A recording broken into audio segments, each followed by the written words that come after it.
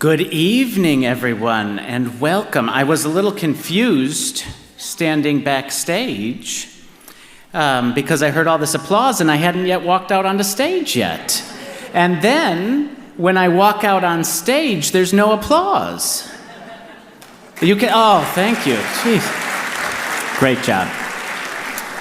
Great job. Welcome, everyone, to the Hall of Honor.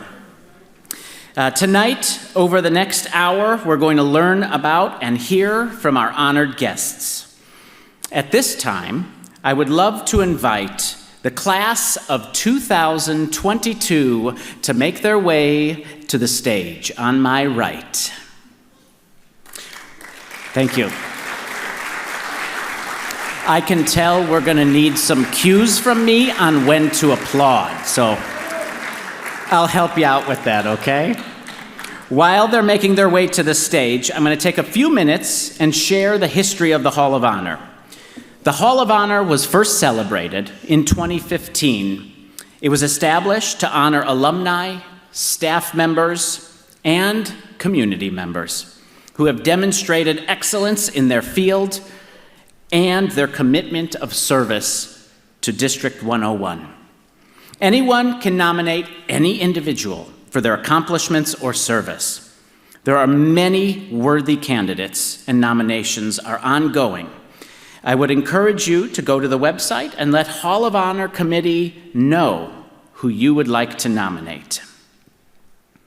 There are 3 different categories, as I indicated before: alumni, staff member, and friend of Batavia. Impact. I want you to stop and think of the first thing that comes to your mind when I say the word impact. I asked some of my staff before starting today, and here's some of the things they said. Climate change, power, meteor crushing, punching, and inspire. Changing lives.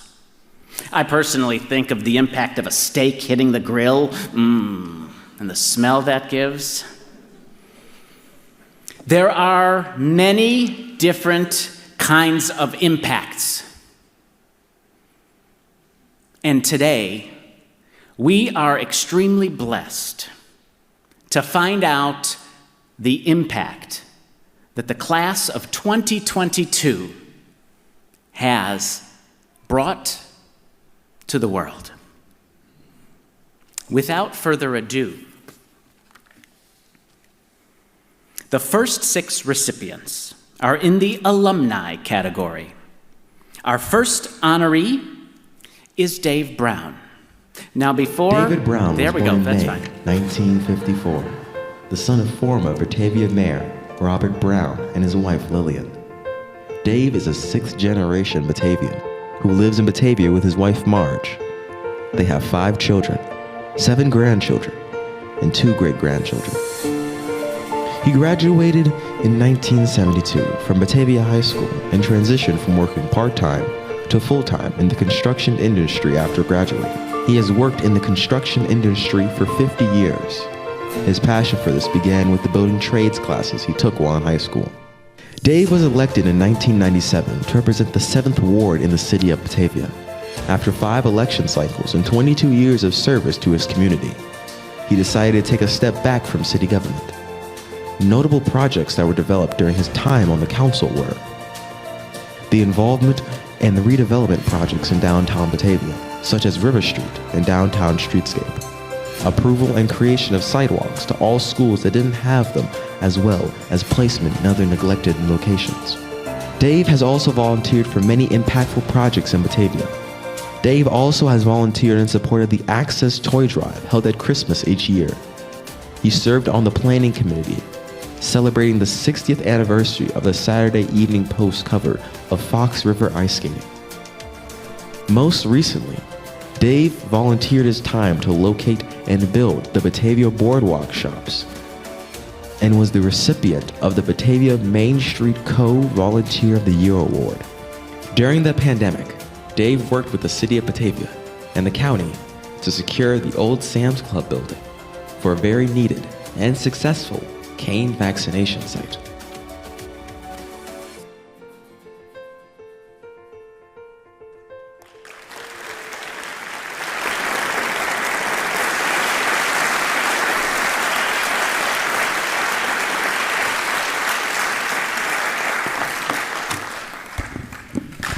Thank you. That's going to be hard to follow Dominic with what he had to say. He's always so uplifting, I guess I could say.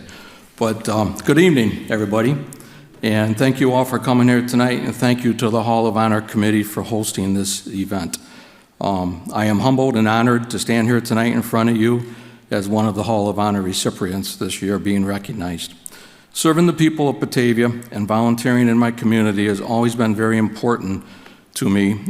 You know, when you volunteer, you're helping to build your community. My involvement would not have been possible without the love and support of my family, so I'd like to thank my family for always understanding and supporting me in my many endeavors, as volunteering in the community can mean a lot of time away from home. Most of all, I get a little emotional every now and then.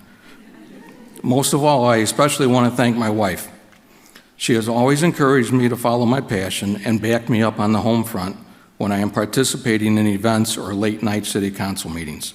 She has always stood beside me and truly is my better half while being my biggest supporter.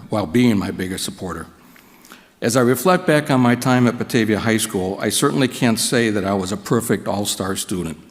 I often found myself in English or history class being distracted by the construction of one of the new additions to the high school that was happening outside of the classroom window. I did, however, do very well in my woodworking and metals classes, which were part of the trades program taught by Mr. Carter and Mr. Farnsworth. These classes gave me the base knowledge and the skills to provide a great foundation for a career in the construction industry. Because of this, I was able to develop and eventually use my skills in a way to give back to the same community that taught me so much. The skills I learned in the trades program helped me in many Batavia community projects, all of which can be enjoyed today by the young and the old for decades to come. These trades classes also gave me the education I needed to provide for my family for the last 50 years. So for that, I am very appreciative of my former teachers and, of course, the Batavia School District. I would encourage today's students to participate in the trades programs, as the education from these classes have lifetime effects and can indeed bring you closer to your community. To those who may not have the means or the desire to go on to higher education, I encourage you to get involved in the trades as an occupation, as the possibilities are indeed endless. In closing, I want to thank all that gave me the opportunity to give back to the community that has given me so much, that affords me the opportunity to be up here tonight, thanking you all for the recognition.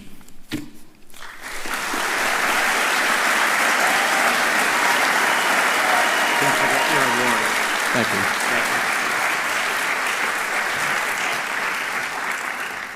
Dave, you did outstanding. And without my instructions, they're just so excited for you to see these videos that were all created by a student here. His name is Ryan. Ryan, you did a great job on the videos. But yes, sure, you may applaud. What I was going to say in follow-up to the impact portion was words also have impact, especially when they fit within 3 minutes. And Dave, you did it. Great job. No pressure to anyone else who follows that. None? I hear a challenge here. I hear a challenge. Our next recipient, Terry Cahill. Harry K. Hill graduated from Batavia High School in 1976 and Benedictine University in 1980, where he played football and received a Bachelor's of Science degree in criminal justice. Upon graduation, Cahill was sworn into the United States Marine Corps as a second lieutenant. He saw combat in the Gulf War and was awarded a Bronze Star for bravery. After 31 years of reserve and active duty service, he retired as colonel. Cahill also served 25 years with the Dallas Police Department as a member of the SWAT team and security detail for visiting U.S. presidents. He coached football for the Bishop Link High School in Dallas in his free time. In 2015, Cahill obtained a master's degree in military strategy from the Command and Staff College in Quantino, Virginia. Cahill now resides in Texas with his wife of 42 years, Diane, also from Batavia. They are proud parents of 3 children and 3 grandchildren. Coincidentally, his town high school has the same mascot name and school colors: Bulldogs, crimson and gold.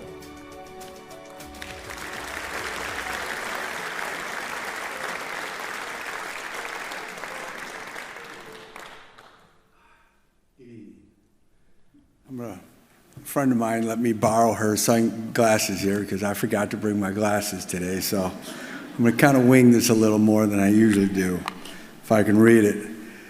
First of all, I want to say this is an unbelievable honor that you have given me to come back here to my favorite place.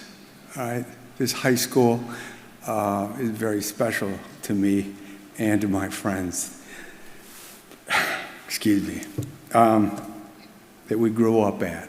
So I want to say I came here to Batavia in 8th grade. I transferred from Rockford, Illinois, and I came here to Batavia. I checked in at the middle school, and after about the 3rd day, we had a brand new snow. I got out, made a snowball, and I threw it and hit a friend of mine in the back. And there was the principal that goes, "Hey, you're suspended." And I was going, "Well, welcome to Batavia. I've been here 3 days and I've already got suspended." So, but once I got here and to the school, I learned and was exposed to some of the best values and morals that a school can give. And the school wasn't just a school, it was also the town.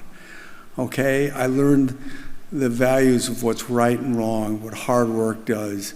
But one of the greatest values I learned was the patriotism that this town has for its individuals, for its sports programs, and for this great country.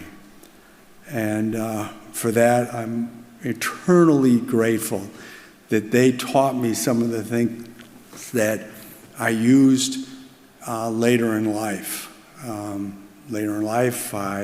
As I mentioned, I joined the Marine Corps. I went to war. I saw a lot of young men not come back. And some of the values and things that this town has given me helped me take care of those young men and women. And as it mentioned, later I moved on. I went and worked for the Bureau, and I worked for an organization where we tracked terrorists after 9/11. It was an awesome job. And if anyone ever has an opportunity to help America, it's definitely a fulfilling opportunity, especially after 9/11. But I give a lot of the credit to some of my teachers and coaches that what I call kept me in line, kept me on the track, okay? Because high school is a tough time for a young man or a young woman. All right? I want to give a tribute to, his name was Coach Tunis Tate. He was the head coach here. He was for a long time. Then there was a Coach Walker, Coach Carlson, Coach Reynolds, and a Coach Rumpel that really helped me mature and see some of the things that were ahead of my future. At the same time, there were two teachers that greatly impacted me because I was a little tough on sometimes some of the classes. It was Miss Ream and a Miss Frank that got me through some really tough times. At this time, though, I want to mention there's 4 or 5 of us that we have stayed in touch through the years. These are some of my best buddies, buddies, friends, whatever, that we stayed together, and we're still contacting every week each other. So one is, his name is Michael Riley. He was my roommate. He was my best man at my wedding. He was definitely my wingman. That we're a little competing once again amongst each other. He was usually beating me out. He was quicker, he was faster, he was better looking. But I could dance better. I could dance better. There's another friend named John Backer. Taught me the thrills of what a Harley Davidson is, how to ride, and same token, I could dance better. There was a real good friend named Tom Brandenburg, Dave Byers, Mark Goodman, and a good friend by the name of Scott Burkett that is also local here in Batavia. Lastly, I want to recognize my brother, Tom. He was in the year behind me. He was my offensive tackle when we played. He went on to play at Notre Dame, and he went on to school, and I went on to the Marine Corps. But mostly, as the gentleman before me talked about his wife, it's the same for me. I have a bride of 42 years. All right, she's a native Batavian. She had all the values and morals that Batavia gives, and I thought, man, I can't let her get away. So she's stood beside me, sometimes in front of me, but through these years of definitely times of being away during war, times of way that I was with the FBI, and times when I was injured as a police officer. So she's definitely my true friend. She's raised our 3 kids and my grandchildren to definitely the inspiration. But for all of you, I want to say, this is a great town. This is a great place to raise a family, to live, because it has all the things that a small town in USA has. And I envy all of you because you get to be here. And these gentlemen up here, I envy you so much. I would give anything to be in your shoes. Yes. There was a gentleman by the name of Vince Lombardi. He'd be proud of you too. Thank you very much.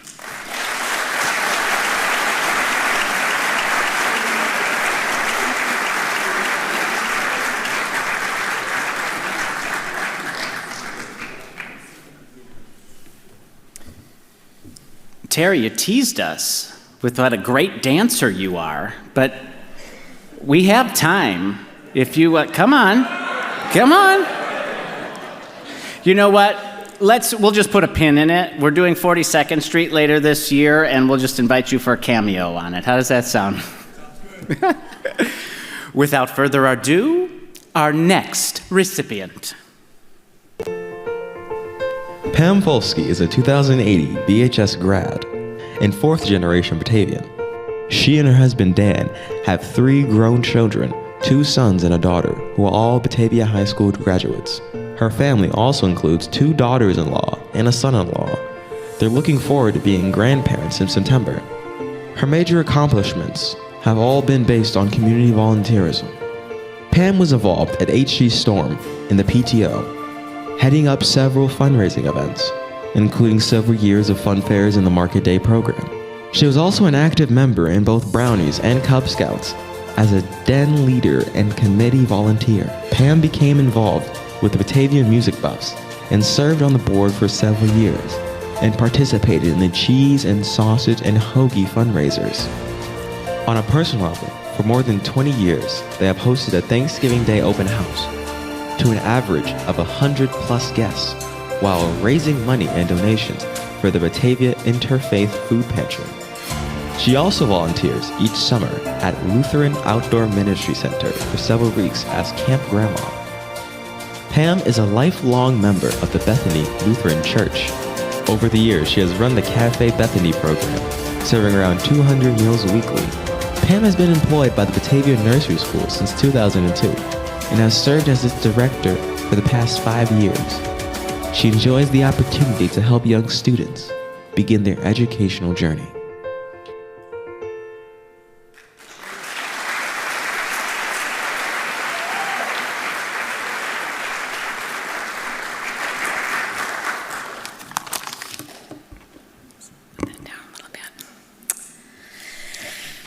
All right, welcome to everybody. This is just an awesome evening. I'm very humbled to be included in the Batavia Hall of Honor. As many of you are aware, I have a long family history in Batavia going back many generations. I grew up in a house on Jackson Street where my mom still lives. In fact, my husband Dan and I raised our 3 now grown children, in our house on Harrison Street where my mom grew up and my grandparents lived. I had the good fortune to attend McQuain, that's the old McQuain School, Blaine Street School, and Alice Gustafson before Batavia Junior High, and finally Batavia High School. I know that Batavia is a community that has a long history of volunteerism. Thinking back on my years growing up here, I recall my parents, their friends, and other community members being involved in many volunteer efforts through churches, schools, and community organizations. I know that the people who have given of their time and talents within our community have done so because they have had an interest in making Batavia a better place to live. With all of those role models around me for those years, it seemed that taking my turn to lead volunteer efforts was a given. I became involved because I believed it was my turn to step up to the plate, so to speak. It did not take much of an effort because wherever I had a chance to be involved, there were many more who were willing to participate. I have to share this honor with all of those people who have volunteered in service with me and continue to do so. Their efforts continue to build a strong community here in Batavia and make it a great place to live, work, and raise a family. We are also setting an example for the next generation. Among the role models that I mentioned earlier is my own mom and several of her friends, some of whom are here tonight. My mom, Jan, is a 1952 Batavia High School graduate who will be turning 88 next month. She continues to be a volunteer at Bethany Lutheran Church, Elder Day Center, and the Batavia Food Pantry. I must also thank my husband, Dan, who turns out to be, he is my perfect volunteer partner. We've been working well together, volunteering our time for close to 40 years. And I also want to thank our 3 children, Andrew, Robert, and Emma. Emma and her husband, Danny, are here tonight. All 3 of them made it very easy for Dan and I to find volunteer opportunities because they were involved in music, sports, scouts, church activities, as well as community activities in Batavia. Thank you again for including me in the Hall of Honor. Let's continue to build a better Batavia together.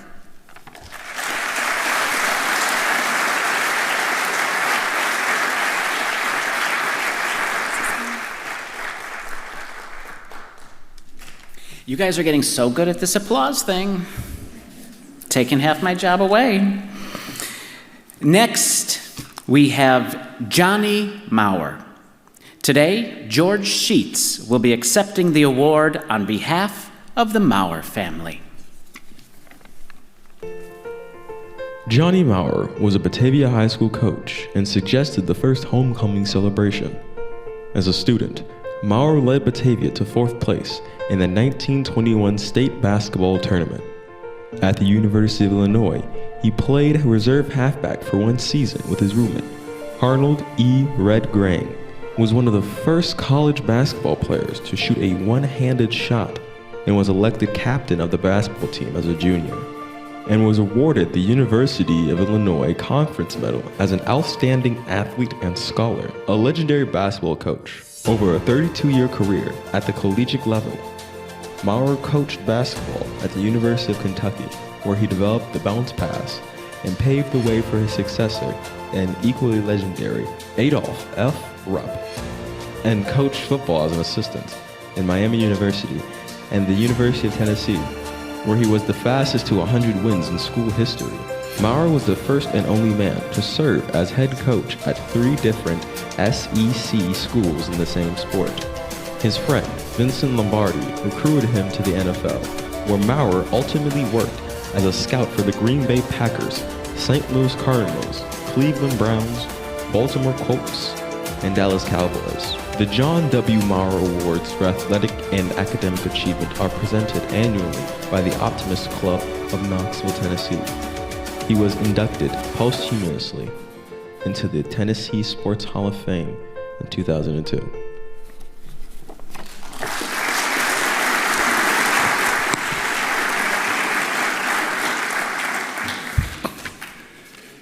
Well, I am George Henry Sheets, not John W. Maurer, but it was my distinct pleasure to be one of the nominators for his recognition in the Hall of Honor, and I was also honored when his granddaughter, Michelle Maurer, requested that I accept this award on behalf of the Maurer family. She is caring for her father, who is critically ill and unable to travel. They live in Tennessee. In that spirit, I'm humbled to accept the honor bestowed upon John William Maurer as a representative of his son, Ronald Maurer, and granddaughter, Michelle, and their extended family. This evening, I'm here to tell you a bit more about John Maurer than appears in the official biography, although much of what I was going to say has been said, so I will edit as I go along to try to keep within the time constraints. John William Maurer was a man well known and admired in his time, but not as well known today, which makes his election to the Hall of Honor, I believe, even more significant and important, lest we forget those who came before us. So let's take a moment to put his life and career in perspective.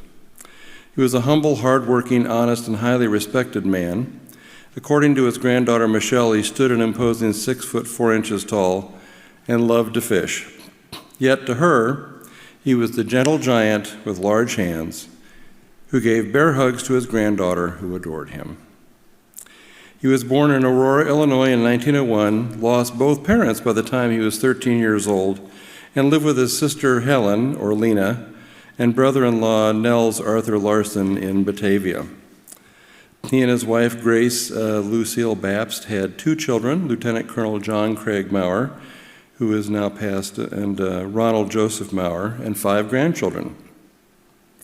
He was an exceptional student and star athlete.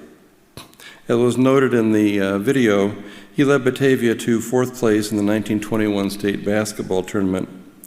His granddaughter shared a letter with me, dated May 1921, which John and now his family have carefully preserved for 100 years.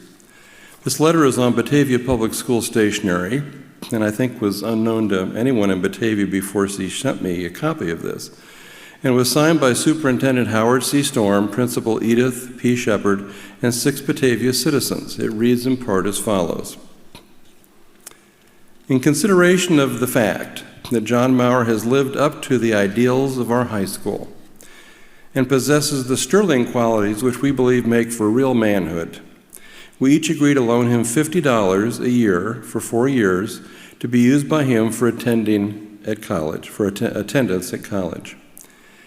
They each wrote, I agree to loan this sum without interest till 1 year after his graduation, at which time he agrees to pay $50 of the $200 I have loaned him.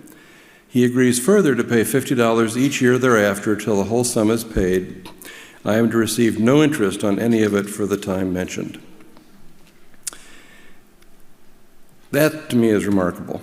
These 8 Batavia citizens loaned John $1,600 over the course of 4 years to attend the University of Illinois in the early 1920s. Adjusted for inflation, their loan is now equivalent to $25,785. They certainly believed in Johnny Maurer, and their faith was well placed. At the University of Illinois, as was noted, he went to the University of Illinois. He won his freshman football letter in November 1922, and he did play reserve halfback on the varsity football team the next year with his roommate, Red Grange. In basketball, Johnny Maurer was, in fact, one of the first college basketball players to use a one-handed shot, and he received a very rare honor in college. He was elected captain of the basketball team as a junior. And then as a senior, he was awarded the University of Illinois Conference Medal as Outstanding Athlete and Scholar.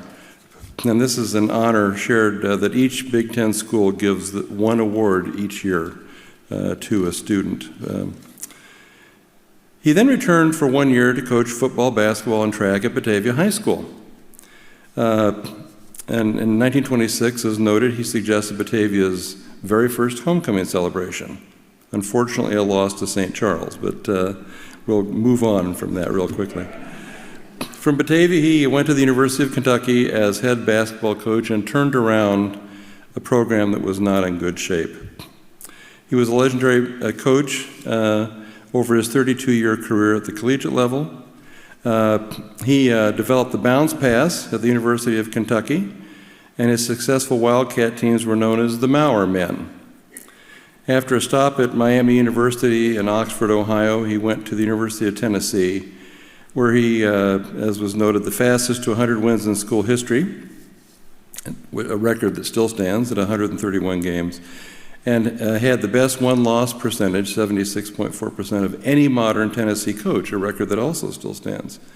Along the way, he led his team to the quarterfinals in the National Invitation Tournament, the NIT, which at the time was more prestigious than the NCAA basketball tournament. He finished up his collegiate career as a basketball coach at West Point and at the University of Florida. And I think one of the most other remarkable statements that was in the video, he was the first and only man thus far to serve as head coach in the same sport at 3 different SEC schools. He returned to University of Tennessee as an assistant football coach for 4 seasons. Then his friend Vince Lombardi, as noted, recruited him to the NFL as an area scout. As his granddaughter Michelle told me, he was surrounded by so many fabulous, influential, and successful people who truly believed in John Maurer, and it started in Batavia, Illinois. In Knoxville, Tennessee, he was a longtime member of the Optimist Club, which annually presents the John W. Maurer Awards for athletic and academic achievement to a senior from each area high school for excellence both in the classroom and on the athletic field. As we recognize him tonight as a Batavia student, and we recognize him tonight as a Batavia student who went forth into the world and made a difference. On behalf of John William Maurer and his family, thank you for this singular honor.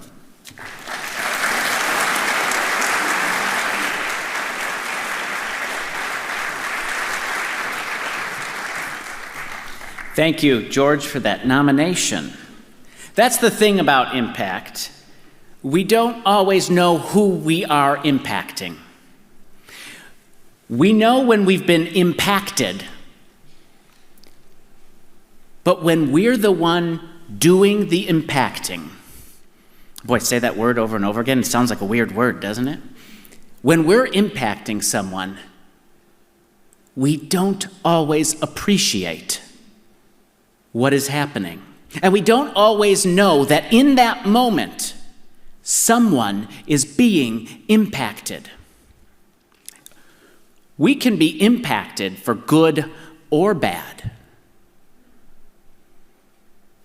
That's a great way to be impacted.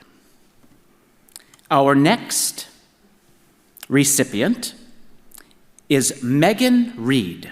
Today, Ray Stevens will be accepting the award on behalf of Megan Reed. A Chicago radio personality for nearly 3 decades, it all began in Batavia. Megan's school days were filled with many interests leading up to high school.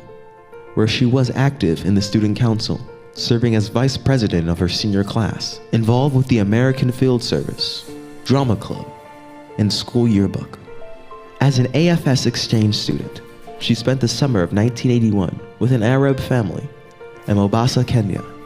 As a senior, Megan was named a Batavia High School Outstanding Citizen by the Batavia Chronicle and the Kiwanis Club in recognition of being a positive role model.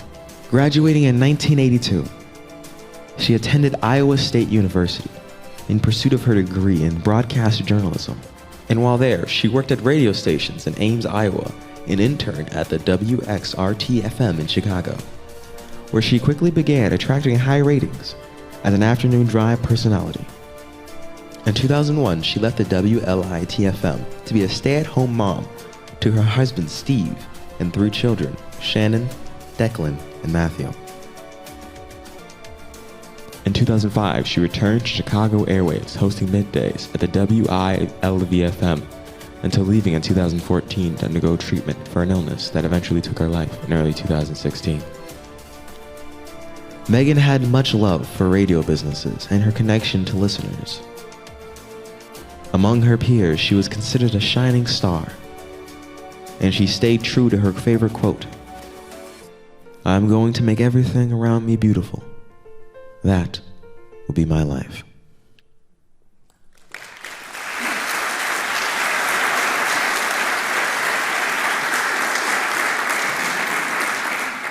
That was one of her favorite lines.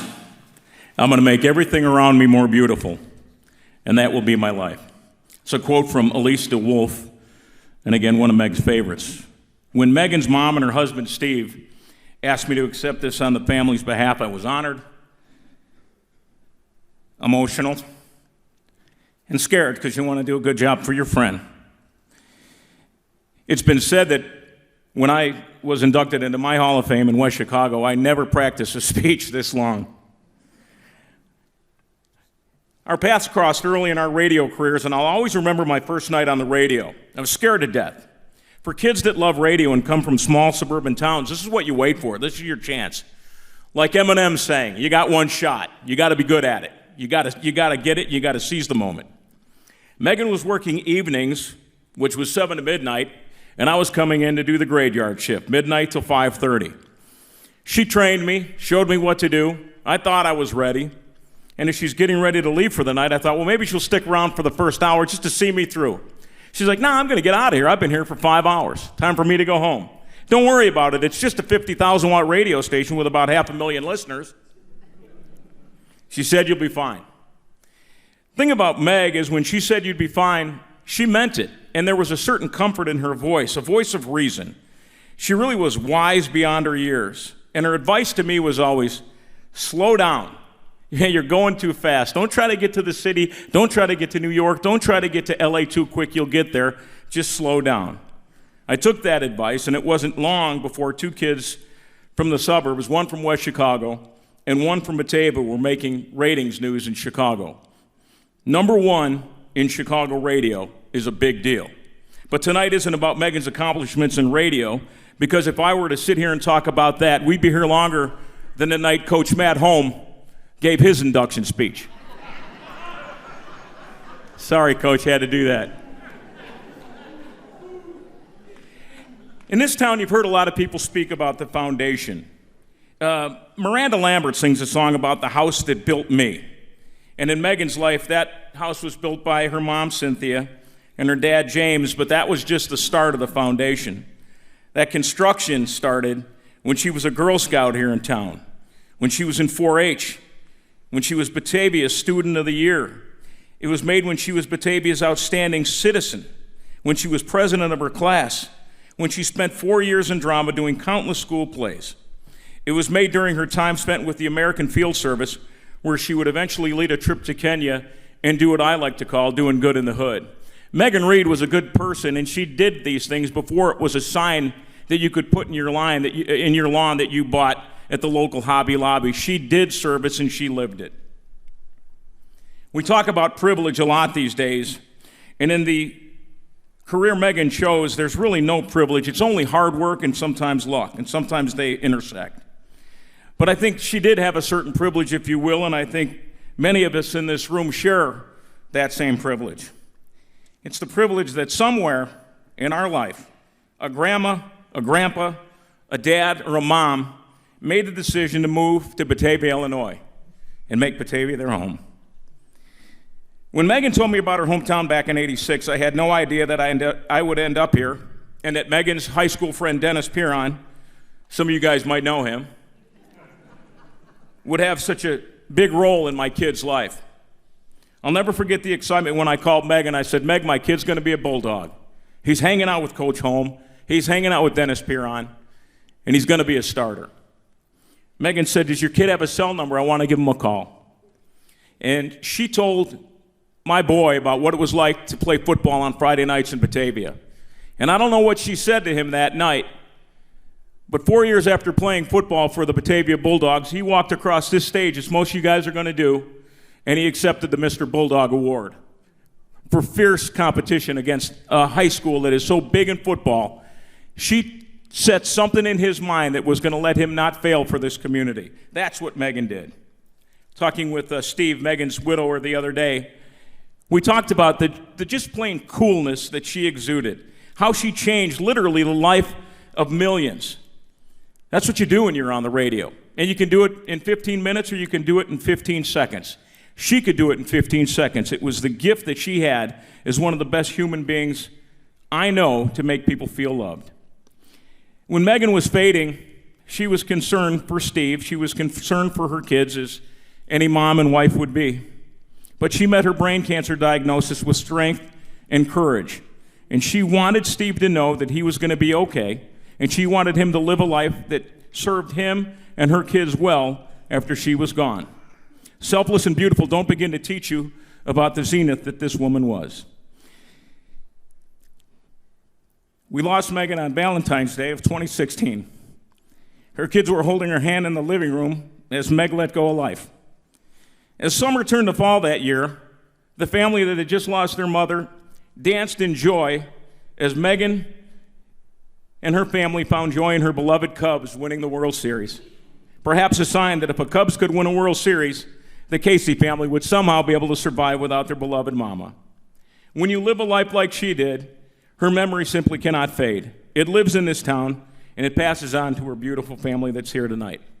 On behalf of Megan's family, Meg's mom, Cynthia, who looks fantastic, her husband, Casey, her brother, Casey, Shannon, Declan, and Matthew, I'd like to thank the Batavia Hall of Honor for recognizing this truly brilliant woman, daughter, wife, and mom.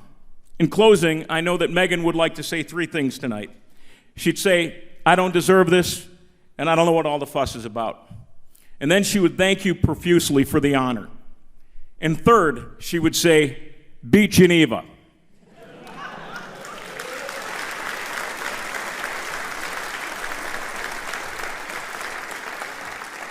If I can tell you guys up there just one thing, you know, we spend the first 18 years of our life busting our ass to get away from where we came from, and we spend the rest of our life trying to get it back. Think of that, okay? Go Bulldogs.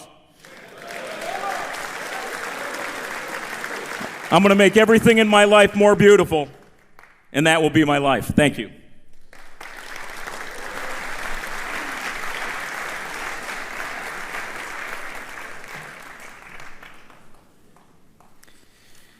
Our final award in the alumni category is David Shumway. Dave Shumway grew up in Batavia, where he developed a love for adventure, creative arts, and helping those less fortunate. After graduating from Batavia High School in 2003, he made his way to Montana, where he graduated summa cum laude with degrees in management and marketing, as well as economics. Choosing to bring creativity into his work, he took a job as a university webmaster and staff photographer before becoming a director of communications for Rocky Mountain College, where he also taught for 12 years. In 2014, Dave left his tenure in the academy to serve in the senior leadership for Volunteers of American North Rockies. Alongside his work life, Dave has continued to adventure around the globe and does this so with a camera in hand. Dave's photography has been published thousands of times. Beyond that, Dave has volunteered his leadership and experience to several nonprofit organizations. Dave served as a founding advisor and chairman of My Fight, a nonprofit that provided microfinance loans to mothers in third world countries. Dave and his wife Joy call Sheridan, Wyoming home, adventuring in the Bighorn Mountains right in their backyard.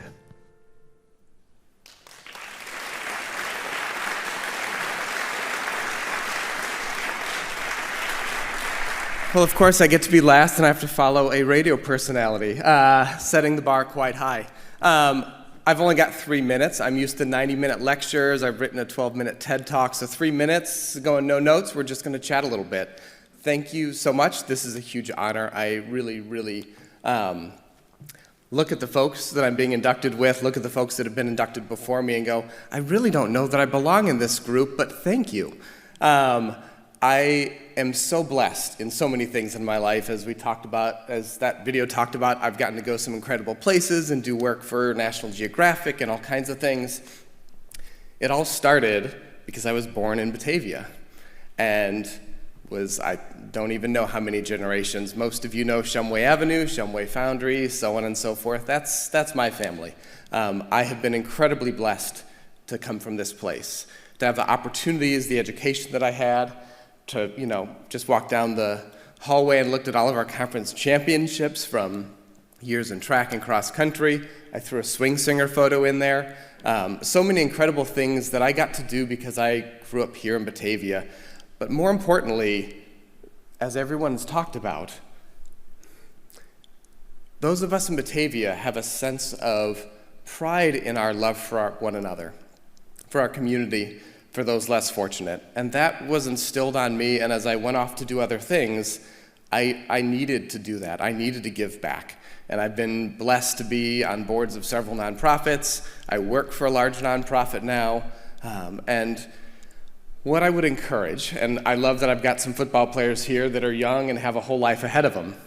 What I'm going to encourage you is to never miss an opportunity to help someone else, because it's going to pay huge dividends in your life later. When you have the opportunity to hold the door, great, do it.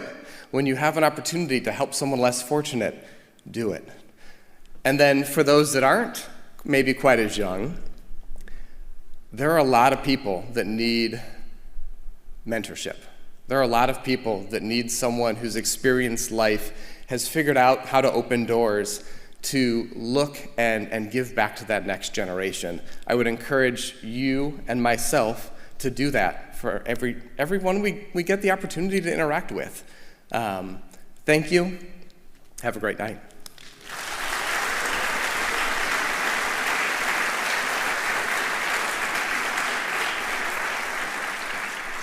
Keep applauding till I get here, okay?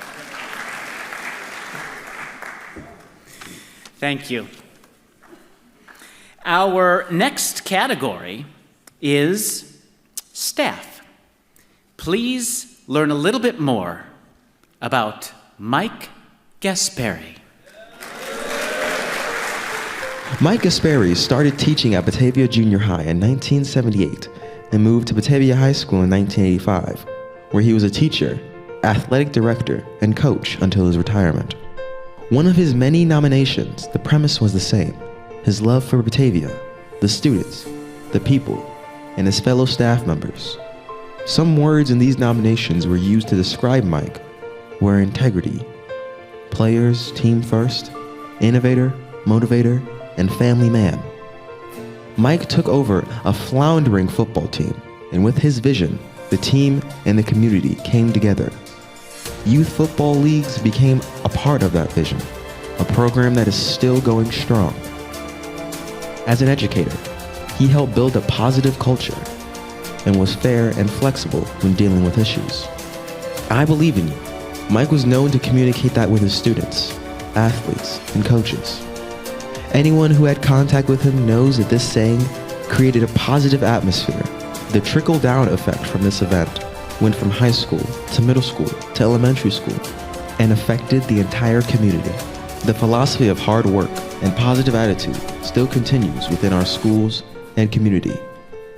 Mike Gasperi, Believe in Batavia.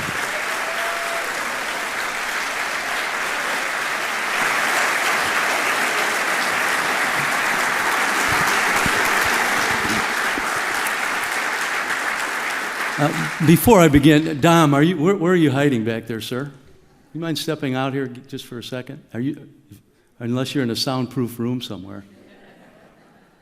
Well, anyway, I won't wait. Maybe he is. I just wanted to say, before I begin, every time I walk into this facility, I am awestruck. And I'm a product, I guess, as an employee of the district of the stage gym. You remember, those of you who are old enough to remember the stage in the gymnasium. And then, of course, we graduated from that to something called the cafetorium. I guess that was an amazing facility for the arts, right, John? I don't know. This is just another little level above that. And when I come into this facility, I think about the referendum in 2007, I believe it was the spring of 2007. Yeah. It was a big deal because most communities at that time were not passing school referendums. And as we always did in this community, Batavia, of course, passed theirs. And it not only provided infrastructure for many of our other schools in the district, but it brought this high school into this century. And this beautiful facility, along with the field house and the fitness center and some of those amazing areas, were because of the generosity of this community, which is why I am so proud to have worked here for all the years that I did. And I think the other thing I wanted to mention is what a great hire Dom was, right? To run this place. Unbelievable. I'm extremely humbled by this recognition, and I'm honored to join this class of people. I moved to Batavia in 1978, and I didn't know anyone when I moved in here. And I literally retired in 2011 knowing thousands of people. And so that in itself, for me, is very, very humbling. I'm going to really try not to mention specific names just because I do know so many, and I would be imposing on your time.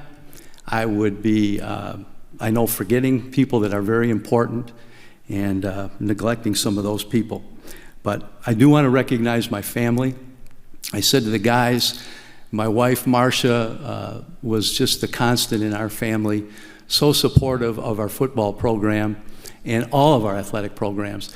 Anytime I had an opportunity, whether it was as an athletic director or a head football coach here, I tried to draw attention to the spouses and significant others of our coaches, because they are they're the unsung heroes behind all of our programs. Their willingness to allow their spouse to spend so much time with other children, and they basically adopt teams and programs and all the things that they do. Marcia was just amazing, and a person who, without her, I could not have done the work that I did. My children, Andrea and Noel, guys, I can't tell you how proud I am of my own kids. I look up there at you guys, and you remind me of them. They are tremendous professionals today. Andrea is a spectacular mom. I'm so proud of the mom that she is, my two grandkids. And both of them would be very proud to tell you that they are products of the Batavia school system. I do know that. I've used this quote a number of times. I heard an interview with a woman named Maya Angelou, who younger guys may not have heard of her. I'm guessing most of the older people in the room have. Maya Angelou, if you don't know who she was an author, a poet, and probably most importantly, a civil rights leader. And what Maya Angelou said in this interview that always has stuck with me, she said, we basically have three choices when we move into our lives. You can choose to make money, you can choose to make a name for yourself, or you can go forward choosing to make a difference in the lives of others. And I will tell you, the only reason I'm here is because of all of those others that I had an opportunity to work with. My fellow colleagues in this school district all chose with their lives to make a difference in the lives of others. And particularly for you seniors, as you go forward into whatever you're going to do with your life next year, I challenge you to think about that just a little bit. Former colleagues who were on our coaching staffs, and not just the football staff, but our entire athletic program. Our faculty who is so supportive of not just sports, but all of our co-curriculars here at Batavia. And our support staff, the secretaries and the paraprofessionals, the people that generally are the front line people to who you meet when you first step into a school building. Amazing people that all made me look good every day. Our custodial and maintenance staffs, the custodians guys, they take care of all the setup for our sports programs inside. The maintenance staff did all the work outdoors. Did I direct them in my work? Yes, I directed them, but they did all the work. They made me look good every single athletic event that I showed up to with my responsibilities here in the school district. Our parents, primarily also our booster club. Without so much parent support here, our athletic programs would not be what they are today. It's instrumental in everything that we do, provides all the extra things for kids. I know you guys know that. The beautiful jerseys you're wearing today are because of your booster club, I believe. Is that correct, guys? Yeah, absolutely. Most importantly, it's the students that I had the opportunity to work with. Amazing young people. They make us as coaches, as teachers, as educators look good. Anytime someone would say, you'd be in an older crowd somewhere and they'd go, oh, boy, I don't know about kids today. I'd say, well, I do. And if you're going to say anything negative, you obviously don't live in Batavia. I can tell you that. In 1985, guys, I took over the football program, and it was a program that faced many difficulties at the time, to say the least. And we brought in kind of a high-octane passing game, which not a lot of people had seen before, some innovative defensive concepts. We wanted to be really sound and do a great job in special teams. And I immediately coached that team, that 1985 team, to an 0-9 record. I believe it was the 11th homecoming loss in a row for a Batavia football team. Hard to fathom, but I believe that's accurate. And I know for a fact that this is accurate. Geneva beat us in week 9, 48-0, for their 20th win against Batavia in a row. So there were some difficulties to overcome.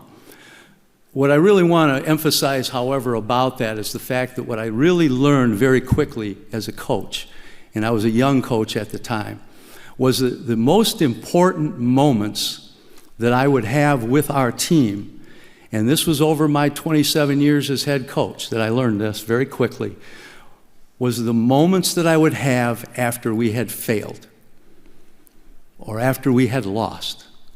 I wanted to make sure that I said something that was uplifting and brought guys back to where we wanted to be, and sometimes that was really difficult, and you guys know that. We had moments where we, after playoff losses that ended a season dramatically, that guys didn't want to leave locker rooms. And so as coaches, and I know the gentlemen sitting up above you guys understand this, their most important time with you is during the most difficult times. I am so proud of the current leadership here, both overall athletically and specifically within the football program. The work that has been done since I retired is amazing to me, and I am just overwhelmed and so proud of what's happened. And I'm going to just direct my final comments, I guess, more to you guys at this point. Again, thank you for being here and taking some time out of a very important, very difficult week. I know, anytime you're preparing for a game, I know what goes into that. And you guys have spent a lot of time already here in the school, and so for you to be here this evening is it's emotional for me, but thank you. But I want to remind you of the three primary principles, and I'm sure, I guess you've heard this from coaches, but the three primary principles that the football program here was founded on. And I'm talking about the foundation from 1985. And again, the men that are running the program today have exceeded my expectations with the work that they've done. First principle has to do with our capacity to dream. And whether you're 17 or 71, it's still important to have dreams. And I'm not talking about the dreams that we have when we're sound asleep. I'm talking about the dreams that we have while we're wide awake. It's the hopes and aspirations that we have, not for our lives necessarily, but more important, for the lives of others. So that's component number one.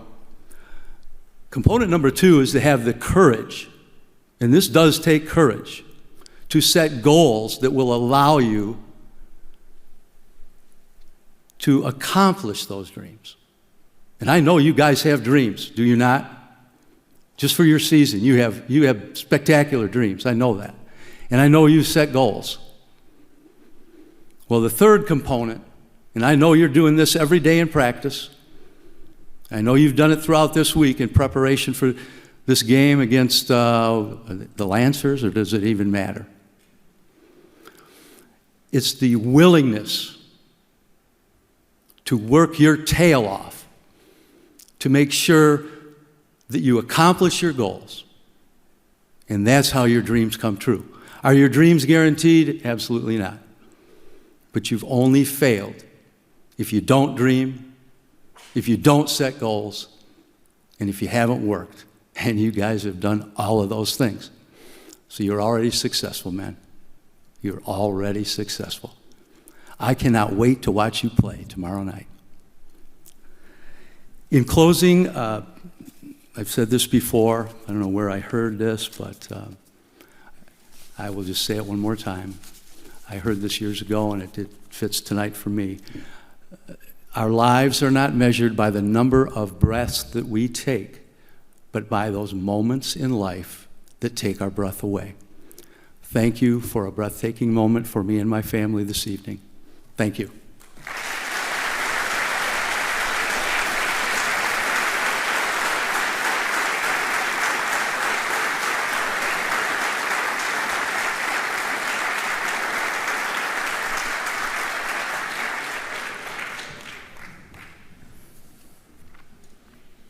Our final award this evening is Friend. Please welcome George Sheets, who will accept the award on behalf of tonight's last recipient, Hugh Bone. Born in Bethany, Illinois, to John Emerson Bone and Mary Louise Butt, Hugh received a post-secondary education at Oberlin College, the University of Illinois in Champaign-Urbana, and a master's degree from the University of Chicago. Hugh Alvin Bone worked tirelessly to merge East Batavia and West Batavia into one school district in 1911. Further, he established the first school newspaper in 1910, the first yearbook in 1912, and then built the first combined high school where the library now stands. He was the last superintendent of both the East Batavia School District and the West Batavia School District, and the first superintendent of the Batavia Unified High School District 101. Bones served Batavia schools for only 7 years as a staff member. However, as a friend of Batavia, he accomplished more in that brief time than many people achieve in a lifetime. A poem created by a student to celebrate the winning of the Illinois State Basketball Tournament in 1912 paid homage to Mr. Bone. And it's not the East and West Side. Neither could do it alone. It's the combination of both schools, which we owe to Mr. Bone.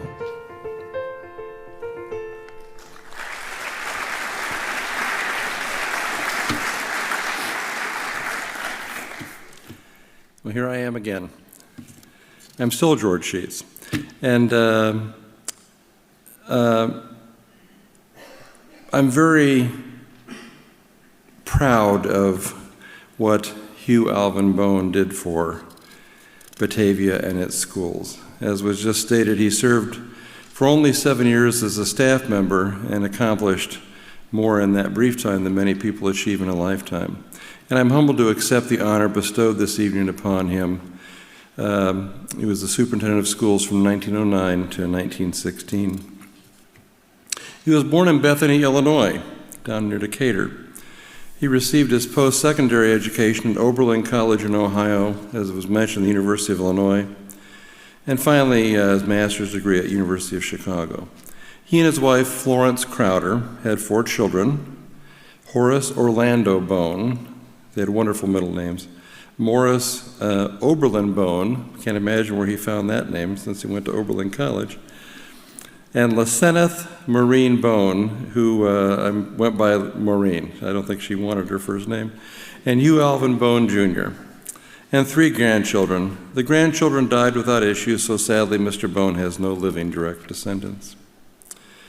He devoted his life to education. The Bloomington Pantagraph newspaper in 1916 described him as prominent in educational work throughout the state of Illinois.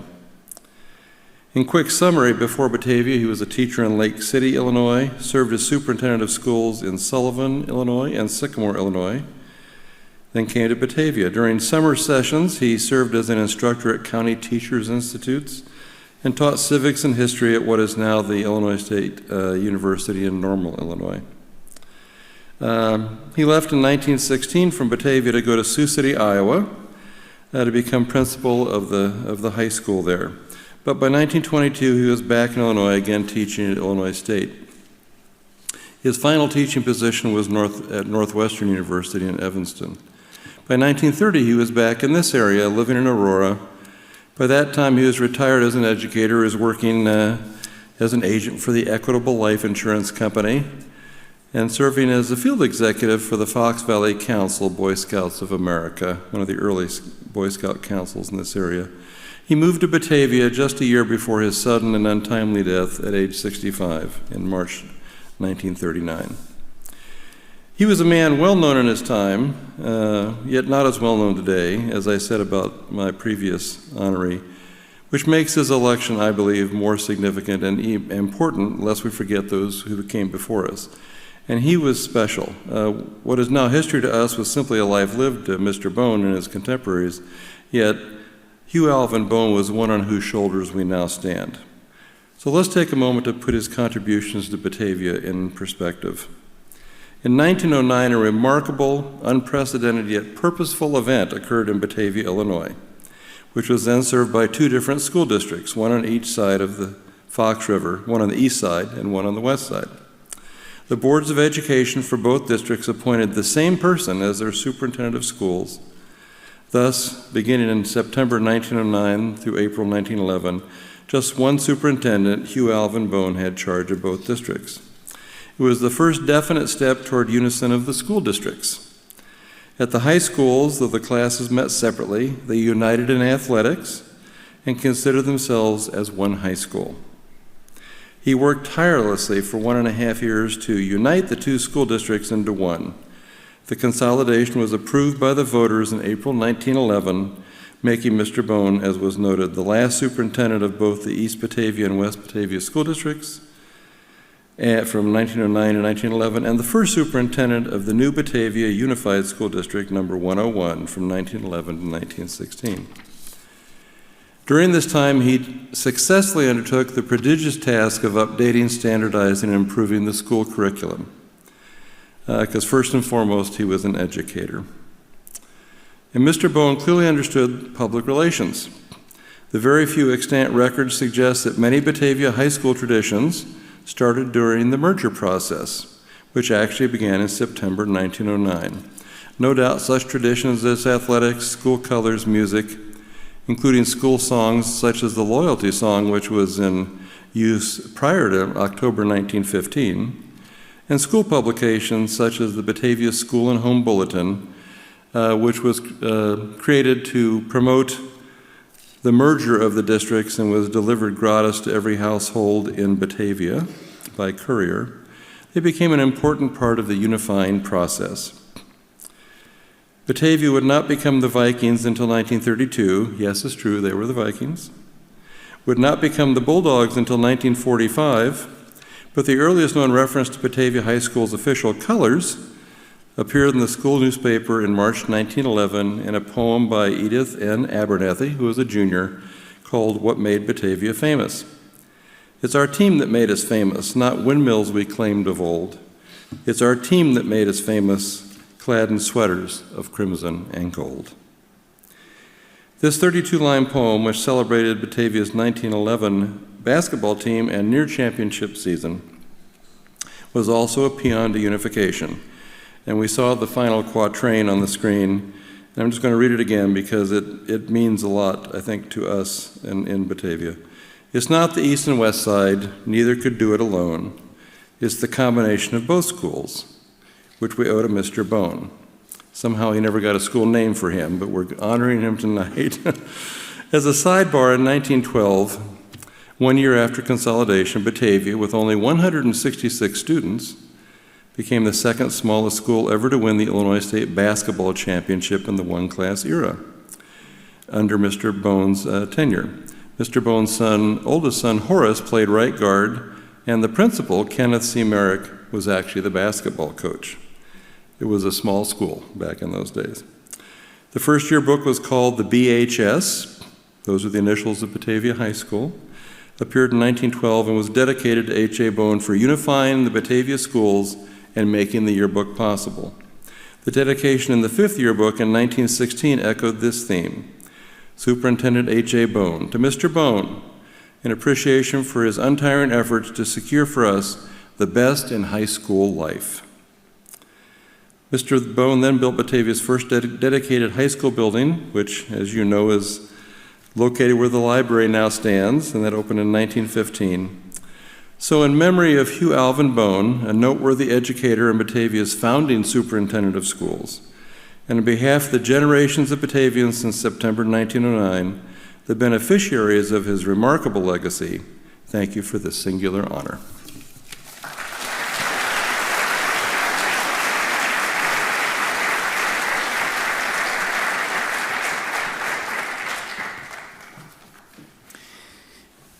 Thank you to the entire Hall of Honor committee for putting the evening together. The committee is a group of volunteers who select the inductees and organize these events. The cost of your ticket helps defray some of the expenses, such as refreshments, publications, and trophies. The committee would appreciate any additional donations to help offset these expenses that are not covered by the ticket sales. If you choose, you may make an additional donation in the lobby after the ceremony. And inductees, please take one of the mums from the lobby. And I don't mean an English lady. The mums in the the planters, they're for you. Please take one. Here's what all the fuss is about. Your impact. And yes, David Shumway, you do belong here. As Mike says, we can choose. Our impact can be a snowball in the back, or we can also choose to make a difference. As Dave said, we don't have to be perfect or 6'4" like Johnny Maurer. What we have to do is care. You all have cared beyond yourselves, and thus your impact has been received. Now, as Pam would say, it's our turn to step up to the plate and have an impact. It's our turn to make the world a better place, to make the world more beautiful.